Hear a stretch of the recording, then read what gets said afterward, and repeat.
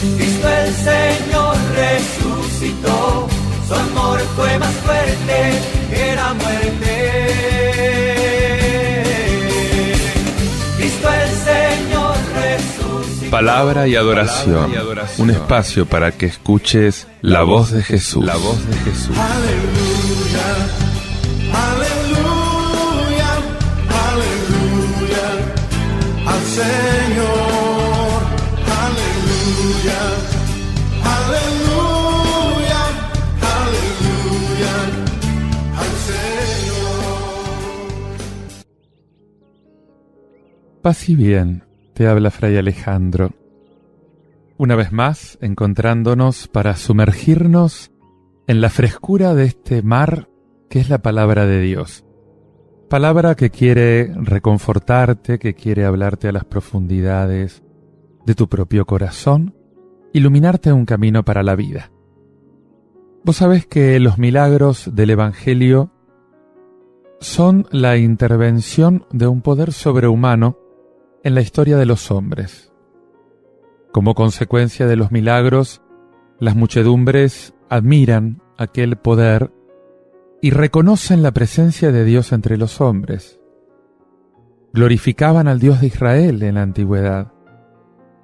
La admiración es la primera consecuencia también de la lectura del Evangelio. Pero hay otra lectura más auténtica y más profunda, y tiene lugar cuando uno se pregunta ¿qué significa esta intervención de Dios en nuestra historia? Y después de la lectura de los milagros, hay enseñanza, se cuestiona ¿qué preocupación tenía Jesús? ¿Qué enseñanza nos quería dar cuando actuaba de ese modo? Dios no pretende provocar puerilmente una admiración.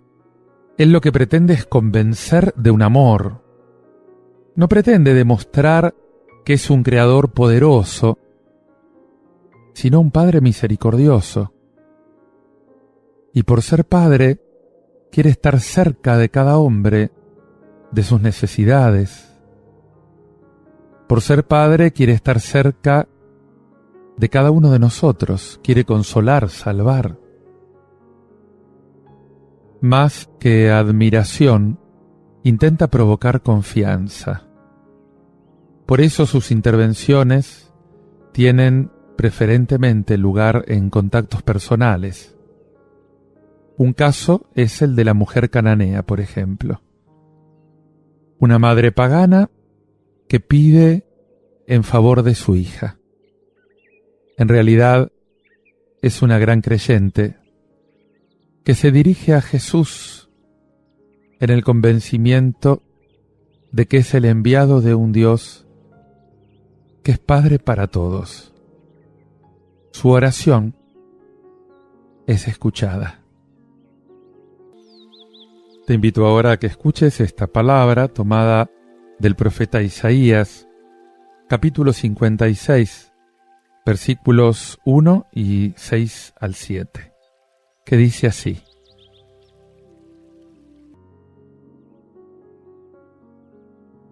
Así habla el Señor. Observen el derecho y practiquen la justicia, porque muy pronto llegará mi salvación, y ya está por revelarse mi justicia. Y a los hijos de una tierra extranjera, que se han unido al Señor para servirlo, para amar el nombre del Señor y para ser sus servidores, a todos los que observen el sábado sin profanarlo y se mantengan firmes en mi alianza, yo los conduciré hasta mi santa montaña y los colmaré de alegría en mi casa de oración.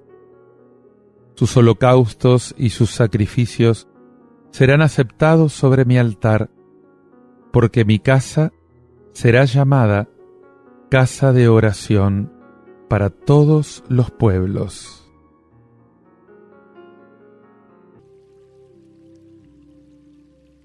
Nuevas coordenadas históricas.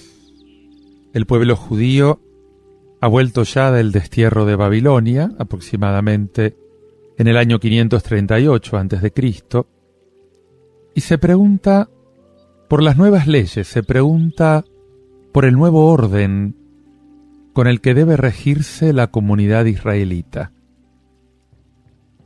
¿Están todavía en vigor las leyes antiguas o ya quedaron derogadas? Según la legislación del culto de Deuteronomio 23:2-9, ni los eunucos ni los extranjeros podían pertenecer como miembros a la asamblea del Señor.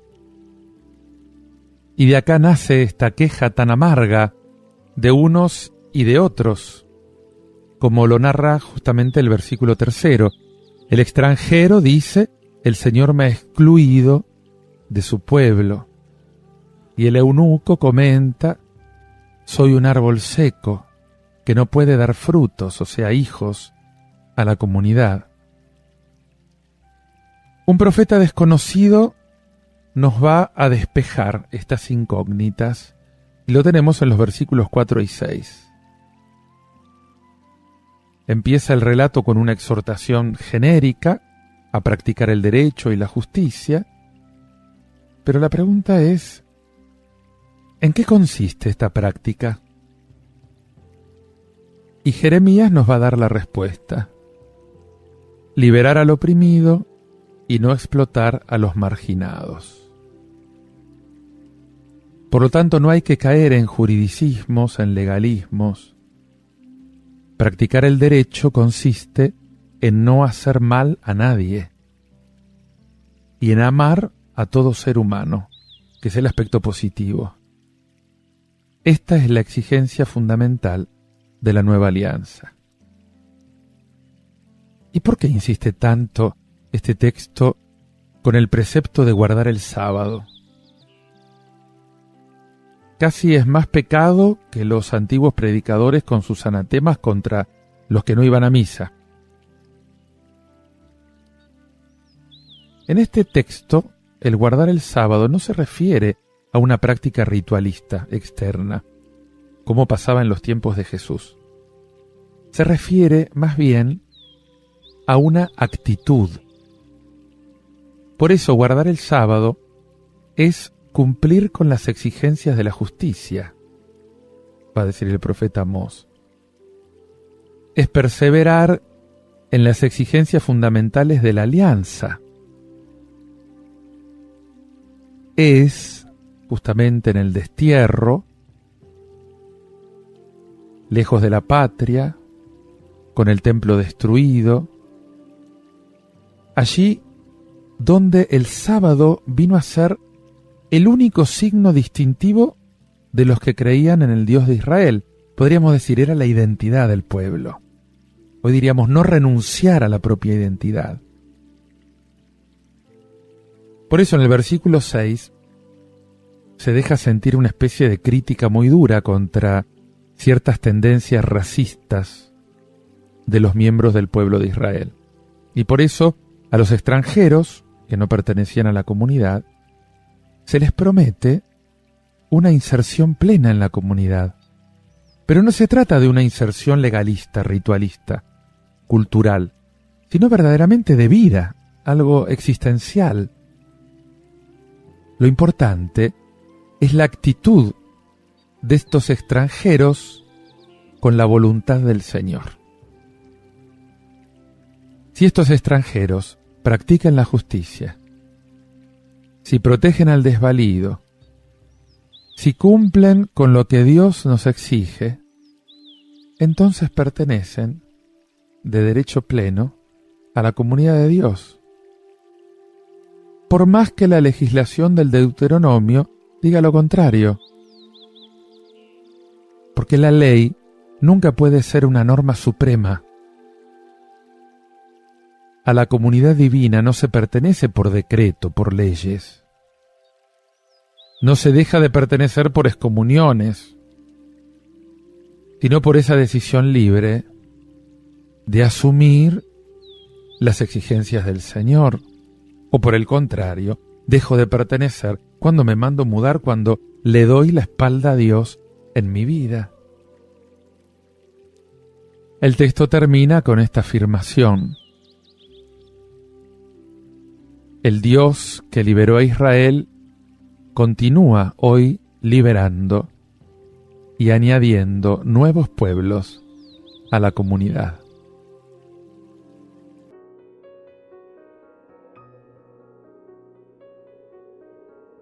También para pertenecer a la comunidad de Jesús se requiere esa adhesión libre de cada miembro a su persona, a sus exigencias.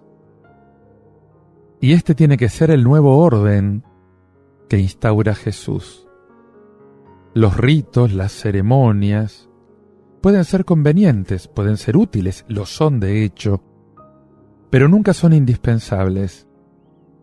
Porque el sábado está hecho para el hombre, no el hombre para el sábado. Eso es lo que enseñó Jesús. Nunca podemos decretar, como hacían los judíos, quiénes pertenecen o no a la comunidad cristiana. La Iglesia podrá decir que un miembro cumple o no con los requisitos exigidos por ella misma, e incluso podrá expulsarlo de su seno, pero nunca podrá afirmar que ese miembro es o no cristiano. La adhesión a Jesús es una actitud de la vida, de la existencia, no un servicio cultural. Lo importante es tomarse a Jesús en serio. Lo importante es tratar de imitarlo siguiendo sus caminos. Jesús no excomulga a nadie que intente ser auténtico en su conducta. Te invito a que medites y a que ores todo esto escuchando este tema musical de Ludi Mérida titulado Al sentir de mi corazón.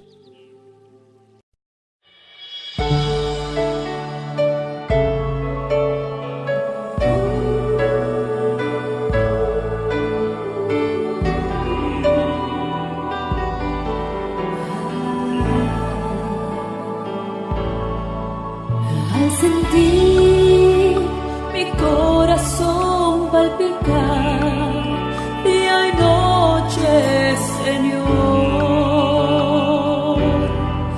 te doy gracias. Y al mirar que el aire que respiro no ha cesado ni un segundo, te doy gracias, Señor Jesús, bendito Redentor, Señor Jesús, bendito Salvador. No alcanzo a comprender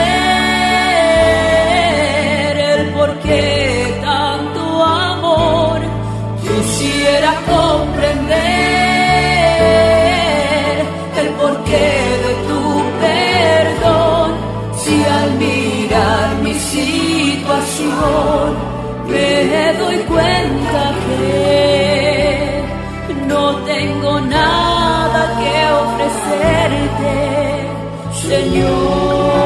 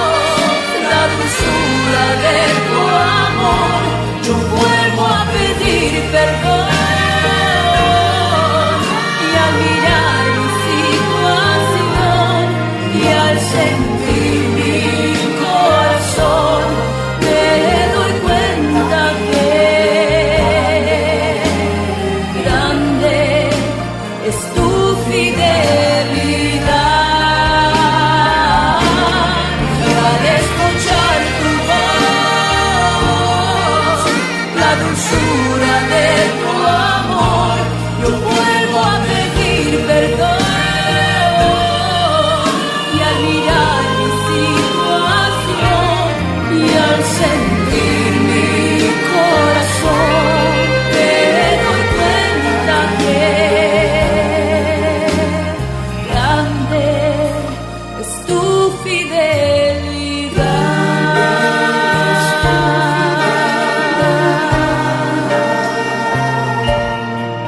Oh, grande es tu fidelidad.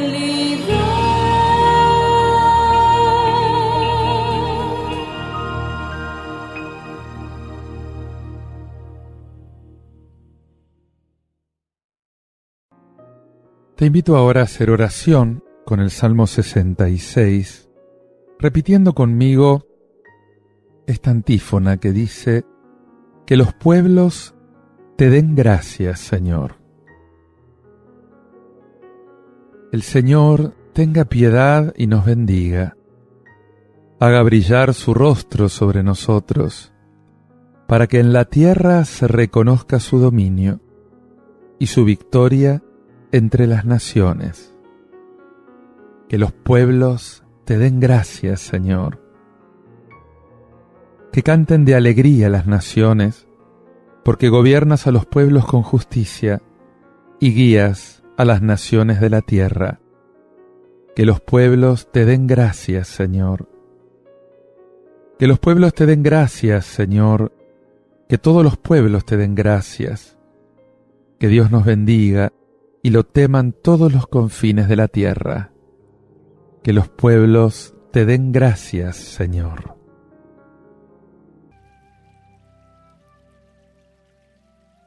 Que Dios nos bendiga, que le teman hasta los confines del orbe. Esta es mi plegaria, Señor. Sencilla, directa en tu presencia, en medio de la gente con quien vivo. Te pido que me bendigas para que los que me conocen vean tu mano en mí. Hazme feliz, Señor, para que al verme feliz se acerquen a mí todos los que buscan la felicidad y te encuentren a ti, que eres la causa de mi felicidad. Muestra tu poder, Señor, muestra tu amor en mi vida, para que los que la vean de cerca puedan verte a ti y alabarte a ti en mí. Mira, Señor, los seres que viven a mi alrededor adoran cada uno a su Dios y algunos a ningún Dios. Cada cual espera que sus creencias y sus ritos los bendigan, que traigan esas bendiciones celestiales que les van a dar la felicidad en su vida, como prenda de la felicidad eterna que esperan. Ellos valoran, no sin cierta lógica, la verdad de su religión según la paz y según la alegría que les proporciona a sus seguidores. Y con ese criterio vienen a medir la paz y la alegría de que yo, humilde pero realmente, disfruto, y que declaro abiertamente que me viene de ti, Señor.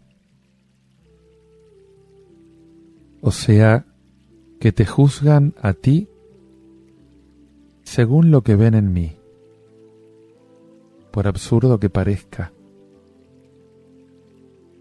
Y por eso lo único que te pido es que me bendigas a mí, para que la gente a mi alrededor piense bien de ti, Señor.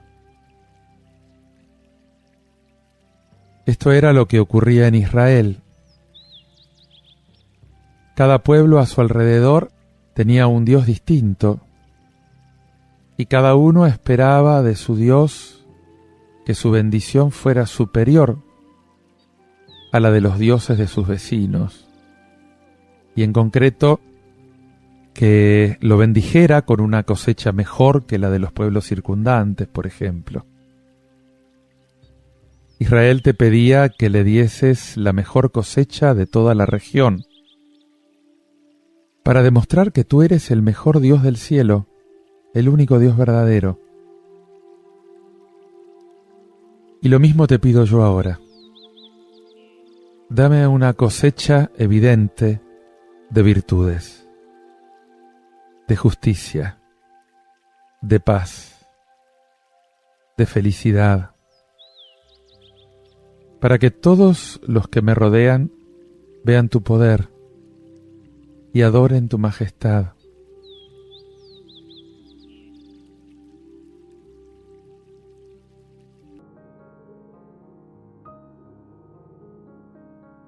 Que el Señor tenga piedad y nos bendiga, ilumine su rostro sobre nosotros, conozca la tierra tus caminos, todos los pueblos tu salvación.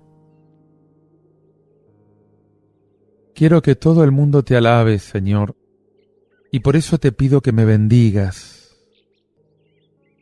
Si yo fuera un ermitaño en una cueva, podrías hacerme a un lado, pero soy un cristiano en medio de una sociedad que se hizo pagana.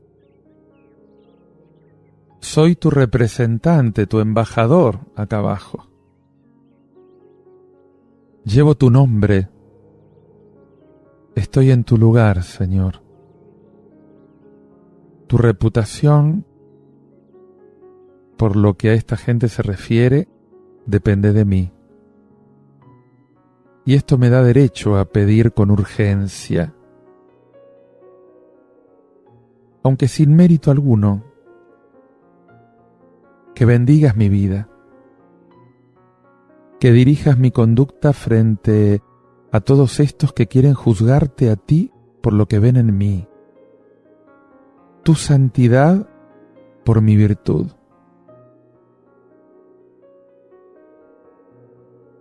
Bendíceme, Señor. Bendice a tu pueblo, bendice a tu iglesia. Danos a todos los que invocamos tu nombre una cosecha abundante de santidad profunda, de servicio generoso, para que todos puedan ver nuestras obras y te alaben por ellas. Haz que vuelvan a ser verdes, Señor, los campos de tu iglesia, para gloria de tu nombre. Porque la tierra ha dado su fruto. Nos bendice el Señor nuestro Dios. Oh Dios, que te alaben los pueblos, que todos los pueblos te alaben.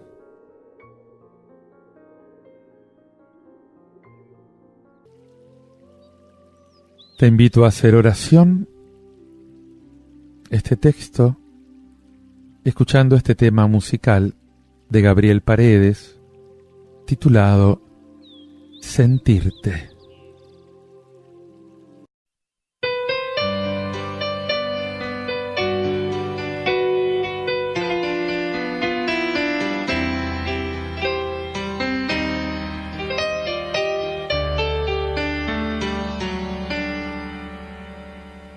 En tus manos encontré el amor, en tus ojos vi la luz que me hizo despertar de la infelicidad.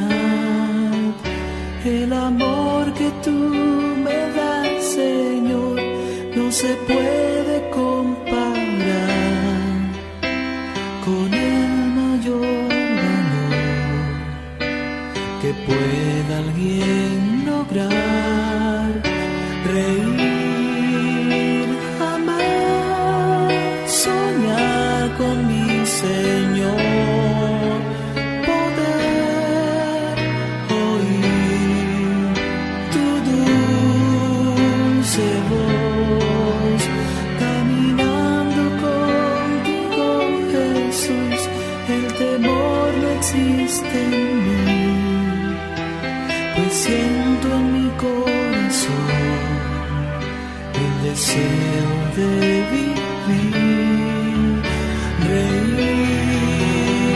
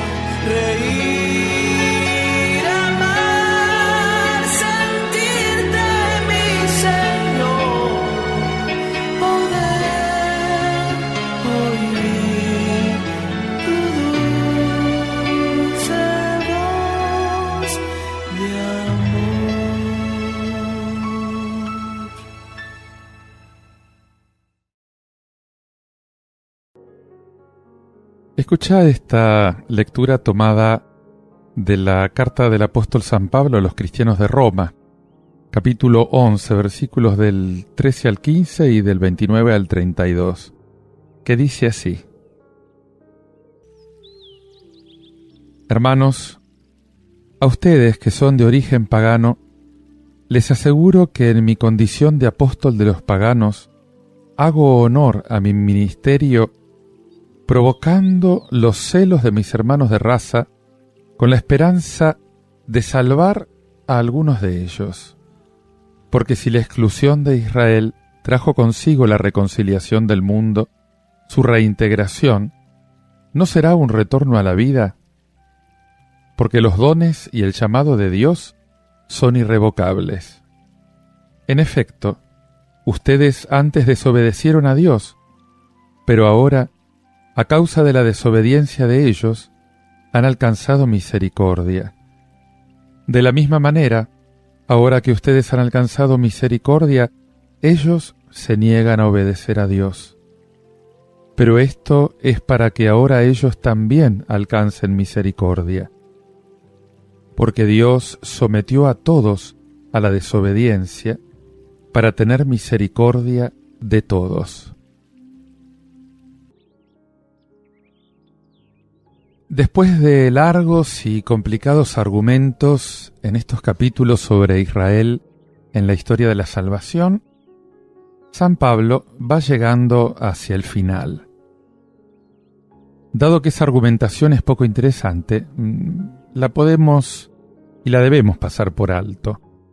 Pero en esta perícopa aparece una de las claves que hace que el caso de Israel sea paradigmático y sea aplicable a otras situaciones. Por un lado, la irrevocabilidad del plan de Dios. Esto vale de Israel, pero no se ve por qué no tiene que valer también para otros. O sea, Israel no respondió a los ofrecimientos divinos, pero no por eso fue rechazado por Dios. Esta es la clave. El amor que Dios me tiene no depende de la respuesta de parte de mí a sus ofrecimientos. Él me sigue amando, aunque yo no responda. Esto pasa con el hombre pecador. Dios no es como los hombres. No se le pueden atribuir sentimientos de venganza, o sentimientos de castigo humanos, o sentimientos de represalia. Dios es Dios, y es Dios para siempre respecto al hombre. No se puede hacer depender la acción de Dios de la acción o de la respuesta humana. No es una reacción a provocaciones. Hay que darle el auténtico lugar, hay que creer verdaderamente en el Dios Salvador y no en un ídolo a la manera humana, como normalmente imaginamos a Dios. En segundo lugar, nadie es más que nadie. Ni los judíos, por tener una historia de relaciones con Dios, ni los paganos, que entraron a sustituir a Israel en la historia de la salvación cuando este pueblo dejó el lugar vacío.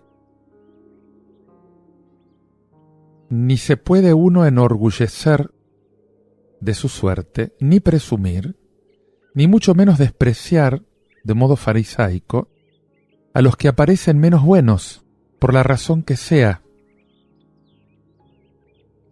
A ver, yo no tengo más mérito delante de Dios porque pasé toda una vida en la iglesia y después de repente lo rechazo.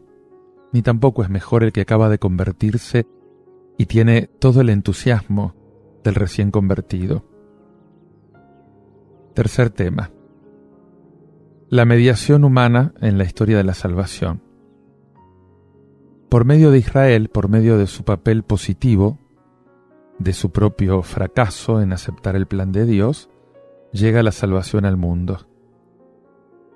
Y ahora también llega a unos por medio de otros, no solo de las acciones positivas, sino también de las acciones negativas. Y finalmente, el principio general, que está en el versículo 32, que es la clave de todo. El amor de Dios que es definitivo. Aún sin la respuesta humana a los beneficios de Dios, Dios no se arrepiente. Dios no se aleja. La desobediencia, la falta de méritos, el propio pecado en sí no son obstáculos definitivos a la acción de Dios. Solamente la cerrazón definitiva y la soberbia total. Y aún así, Dios sabrá encontrar el camino para llegar al hombre. Él encerró al mundo en la desobediencia, en el pecado. Dejó que el mundo se encerrase en esa situación. Pero de ahí sacó una forma nueva de salvación. Porque la misericordia de Dios es salvación. El ejemplo de Israel es prototípico para el hombre, para la iglesia, para la historia.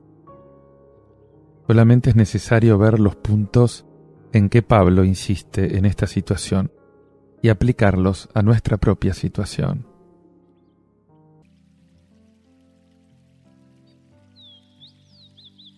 En el fondo, el problema de los judíos es el problema de toda fe envejecida, de toda fe que no se vive como don continuo de Dios. Y la fe de los romanos, 25 años después de la muerte de Cristo, ya podía ser una fe envejecida. Acababan de convertirse del paganismo y ya despreciaban a los judíos. Ya se consideraban los preferidos de Dios. Como si el hijo pródigo, viendo lo que el padre hace por él, comenzara a burlarse del hermano mayor. Pablo responde abiertamente: debes temblar, no envanecerte. ¿No ves que ellos han sido abandonados precisamente porque habían convertido en posesión imprescriptible lo que era una elección personalísima de Dios?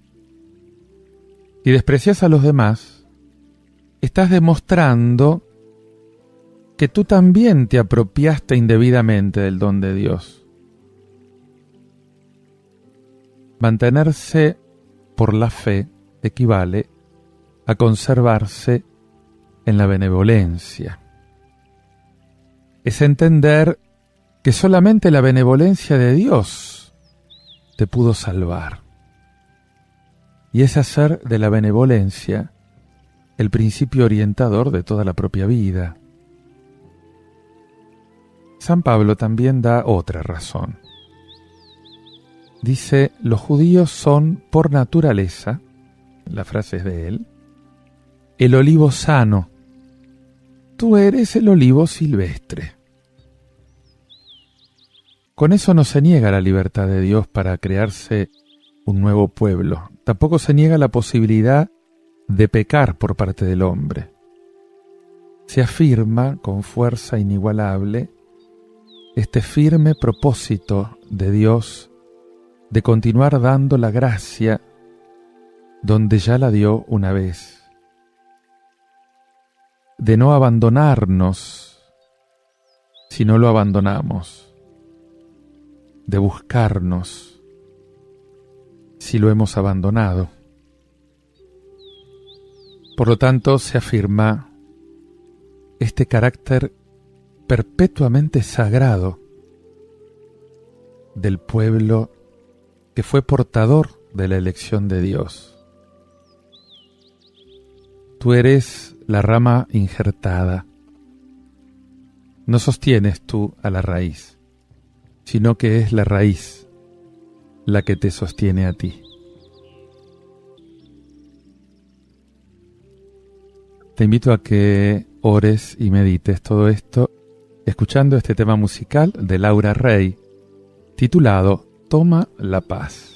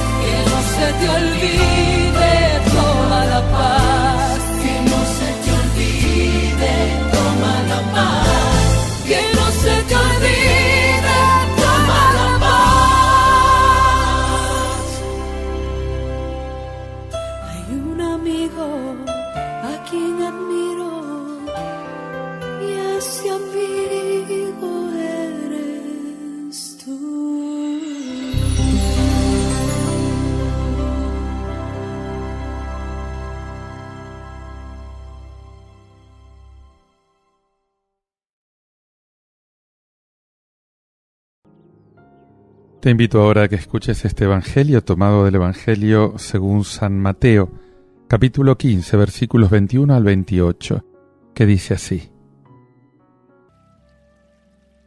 Jesús partió de Genezaret y se retiró al país de Tiro y de Sidón. Entonces una mujer cananea, que procedía de esa región, comenzó a gritar: «Señor, Hijo de David, ten piedad de mí. Mi hija está terriblemente atormentada por un demonio». Pero él no le respondió nada. Sus discípulos se acercaron y le pidieron: «Señor, atiéndela, porque nos persigue con sus gritos». Jesús respondió: «Yo he sido enviado solamente a las ovejas perdidas del pueblo de Israel». Pero la mujer fue a postrarse ante él y le dijo: Señor, socórreme. Jesús le dijo, no está bien tomar el pan de los hijos para tirárselo a los cachorros. Ella respondió, y sin embargo, Señor, los cachorros comen las migas que caen de la mesa de los dueños. Entonces Jesús le dijo, mujer, qué grande es tu fe, que se cumpla tu deseo. Y en ese momento su hija quedó sana.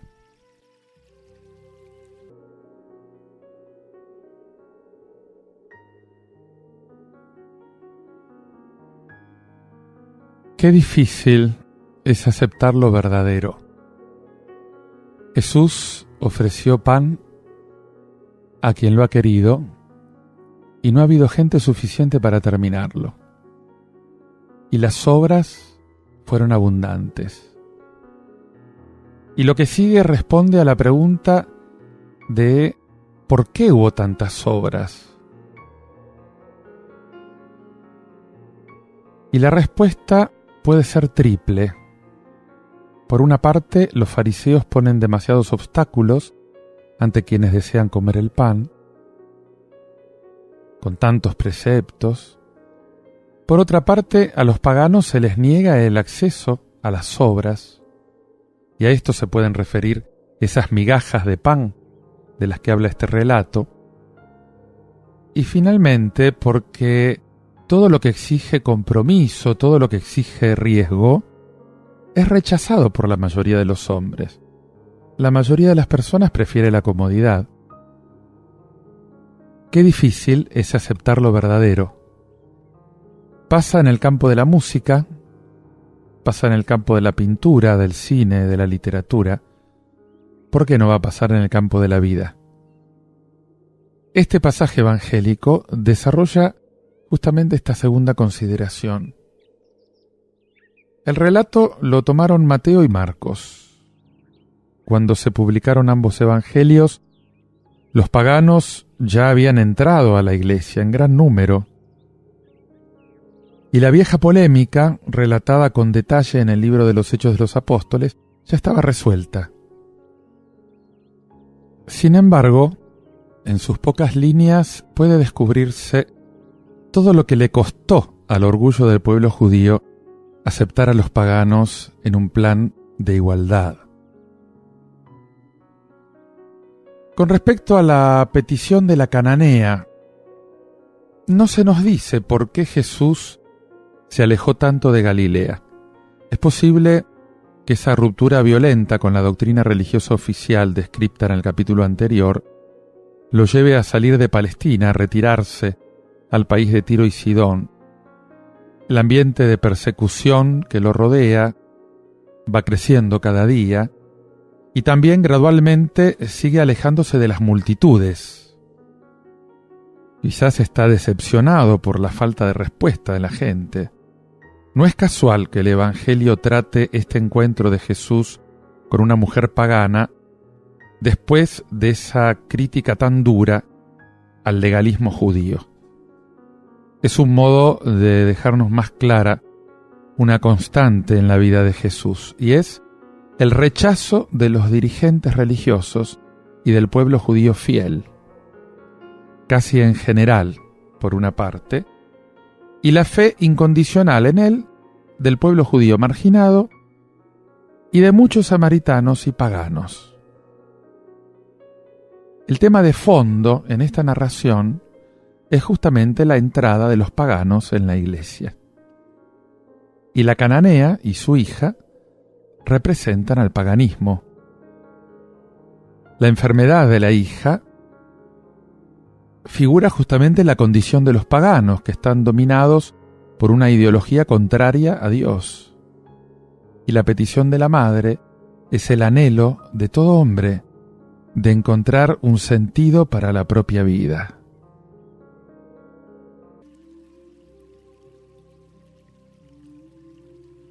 La escena consta de 3 pequeñas partes.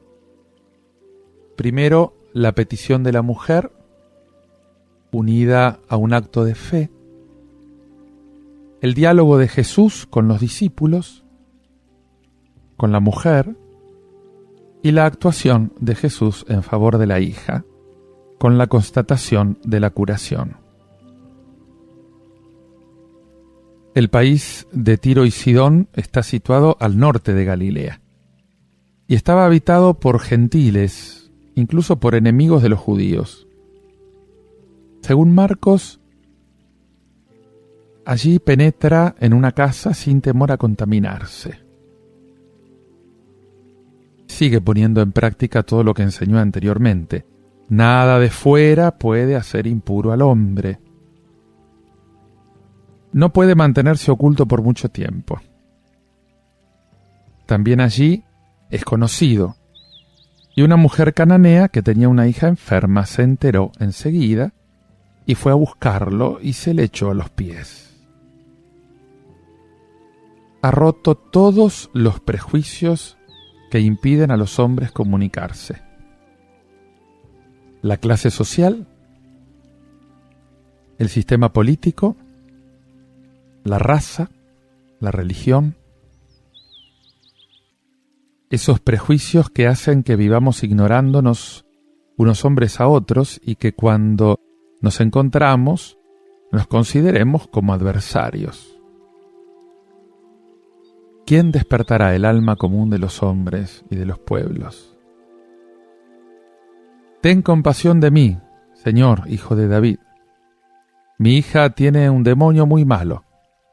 Esas palabras, ten compasión de mí, que son constantes en los salmos, son una oración de petición. Son el fruto de una fe profunda en que Dios puede hacer algo que se le está pidiendo. Una confianza ilimitada en que lo va a hacer. Una fe que recibe lo que pide, porque lo que pide está en línea con la voluntad de Dios, que es el bien del hombre. Lo llama Señor, hijo de David. Y estos son títulos mesiánicos. O sea que esta mujer conoce lo que está oculto a la gran mayoría de los hijos de Israel. Y le pide una ayuda para su hija. Mateo nos dice que Jesús no le respondió ni una palabra, y su silencio oculta un deseo más profundo que la curación que se le pide. Él quiere que su fe vaya más allá de lo que ella pretende. Quiere que aquella mujer llegue a la plena comunión con Él. La conoce mucho mejor que los demás. Incluso la conoce mejor de lo que ella misma se conoce. Él sabía hasta dónde podía llegar, si de a poco la ayudaba a profundizar su fe, su humildad. Había un riesgo, que se fuera llena de rencor. Pero a lo mejor era peor dejarla únicamente con lo que pedía, porque lograda la curación, se habría alejado y listo. Y Jesús quería que ya no sintiese ganas de irse, que no se quedara con el don, sino que llegara a Él, porque era eso lo que en realidad buscaba, el sentido para la vida que estaba encarnado en Jesús. Los discípulos quieren que la atienda porque los molestaba con los gritos, para sacársela del medio. Y parece que para ellos no cuenta la persona, ni tampoco el sufrimiento que está viviendo.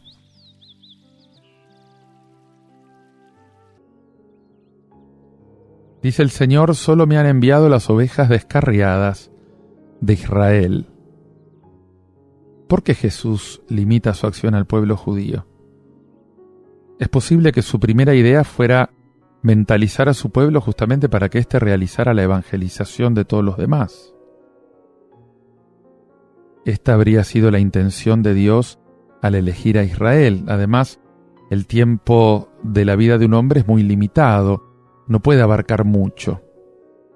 Es poco a poco, al experimentar el rechazo de los suyos, como se abre a los pueblos vecinos, aunque esta tarea va a ser realizada fundamentalmente por los discípulos. Dice la mujer, Señor, socórreme. La mujer no se echa atrás, no se desalienta por la negativa inicial. Está convencida de que Jesús le puede conceder lo que ella pide. No le da atención a las dificultades. Quiere algo más importante para ella y está segura de alcanzarlo. Su fe es enorme.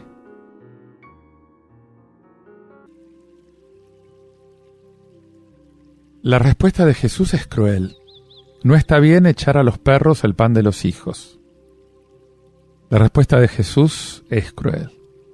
Al menos a primera vista, llama perros a los paganos.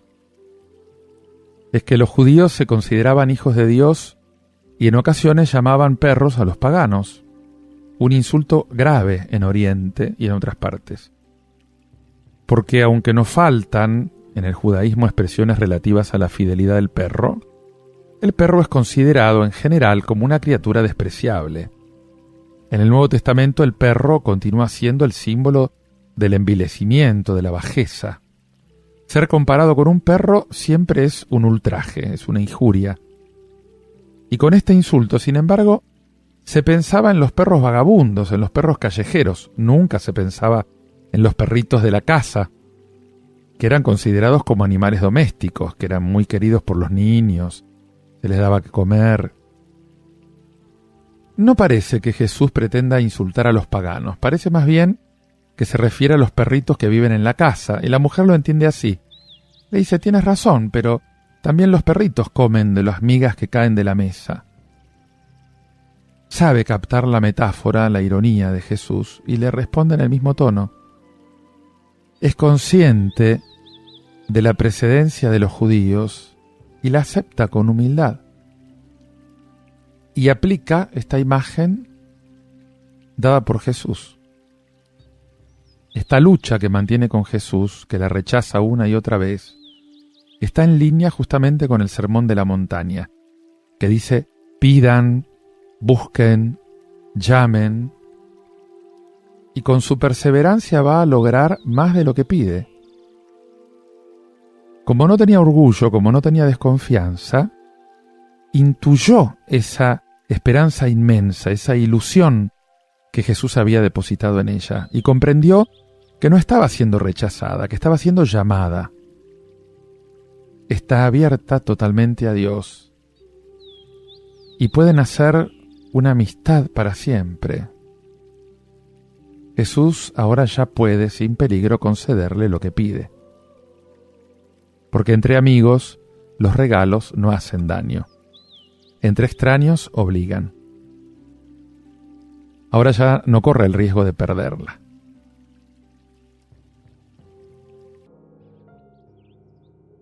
Y le dice, mujer, qué grande es tu fe. Jesús reconoce esa fe.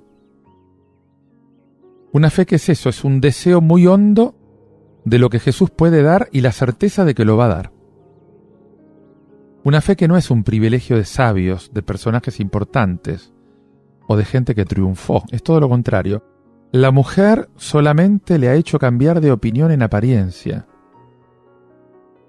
La había llamado hasta que brotó en ella aquel ser nuevo que ni ella misma conocía. Porque Dios nunca nos quiere dar algo que sea menos que Él mismo, porque solo Él es capaz de calmar nuestra hambre, nuestra sed de plenitud, y pocos lo entienden. Si a veces no nos concede lo que le pedimos, es para que nos abramos al encuentro, a la amistad con Él. Una fe auténtica no se rinde ante el desaliento, aunque parezca que Dios desapareció. Aquella mujer fue adquiriendo la certeza de que en aquel judío existía una fuerza que podía hacerla feliz. Y esta es la fe que buscaba Jesús. Y en esta mujer se vislumbra el nuevo Israel. Obtuvo lo que pedía porque se mantuvo en una actitud de pobreza esencial. Ella puso su parte, pidió, buscó, llamó, y ahora Dios responde. Y de este pasaje podemos concluir que el designio de Dios es reunir a todos los hombres en un solo pueblo. la universalidad de la salvación, que no es la pertenencia al pueblo judío o a la iglesia, no es esto lo que salva, sino la fe. Una salvación para aquellos que responden en fe. Que el Señor reavive tu fe en este día. Te invito a orar y meditar en todo esto, escuchando este tema musical de Alabastro, titulado Roca Mía.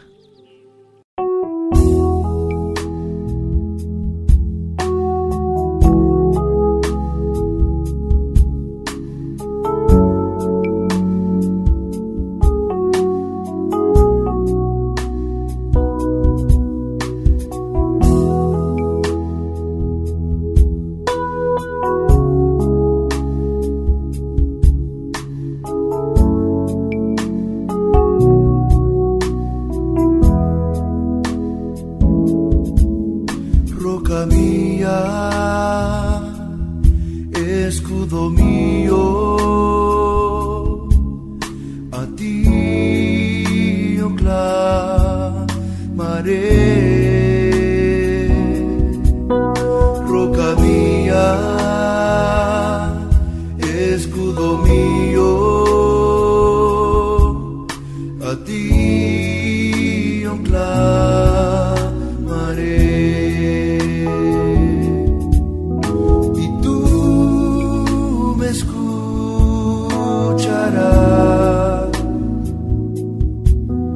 Tu mano extenderás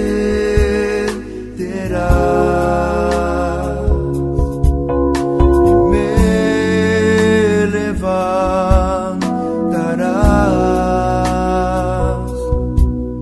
roca mía,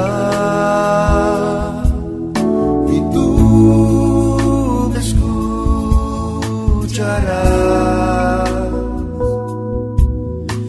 Mano extenderás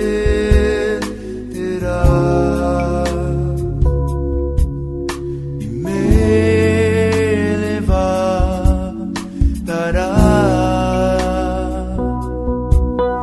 roca mía, y tú me escucharás.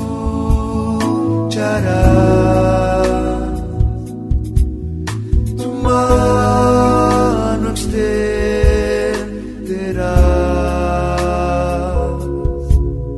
y me levantarás,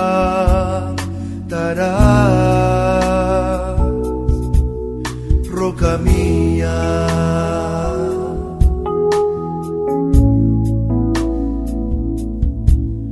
Roca mía.